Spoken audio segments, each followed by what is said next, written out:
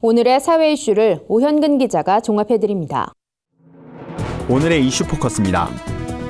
후배 검사를 성추행한 혐의로 구속 기소된 현직 부장검사에게 1심에서 유죄가 인정됐습니다. 서울중앙지법은 피고인의 혐의를 모두 유죄로 인정하고 징역 8개월에 집행유예 2년을 선고했습니다. 재판부는 피고인은 선량한 성적 도덕관념에 반하는 행위로 피해자들의 성적 자유를 침해했다고 설명했습니다.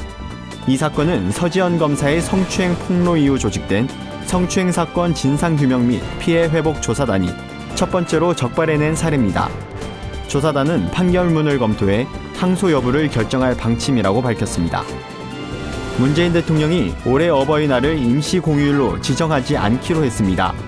김의겸 청와대 대변인은 올해 어버이날을 임시 공휴일로 지정하면 어린이집과 초등학교 가시게 돼 아이들을 돌보는 데 지장이 생길 우려가 컸다고 설명했습니다. 이어 내년 이후에는 인사혁신처의 연구 결과 등을 받아본 뒤 충분한 시간을 두고 종합적으로 검토해 결정할 계획이라고 밝혔습니다. 2022학년도 대학 입시는 수능 시험을 본 뒤 점수를 확인하고 수시와 정시 구분 없이 대학에 지원하는 방식으로 바뀔 전망입니다.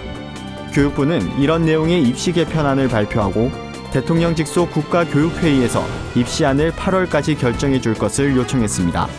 교육부가 요청한 주요 논의사항 중 대입 단순화를 위한 선발 시기 개편의 제1안으로 제시된 것이 수시 정시를 통합해 실시하는 방안입니다.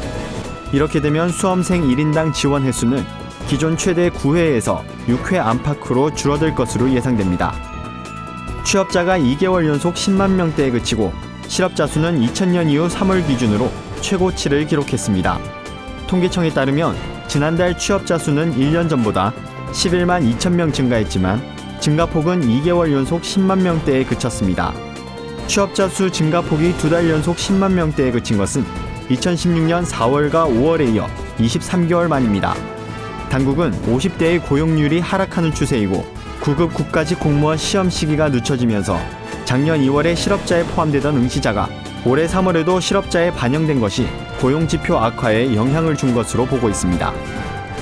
작년 한 해 동안 최소 85명의 여성이 남편이나 애인에게 살해당한 것으로 드러나 충격을 주고 있습니다. 한국여성의 전화에 따르면 혼인이나 데이트 관계 등 친밀한 관계에 있는 남성에게 살해된 여성은 최소 85명, 살인미수 피해 여성은 최소 103명이었다고 밝혔습니다. 또 지난 9년간 친밀한 관계에 있는 남성에 의해 최소 824명의 여성이 살해됐습니다. 한 해 평균 92명의 여성이 살해된 셈입니다. 범행 동기론 화가 나서 우발적으로 범행을 저질렀다는 응답이 가장 많았고 이혼 결별을 요구하거나 재결합, 만남을 거부해서란 진술이 뒤를 이었습니다. 구티비 뉴스 오현근입니다.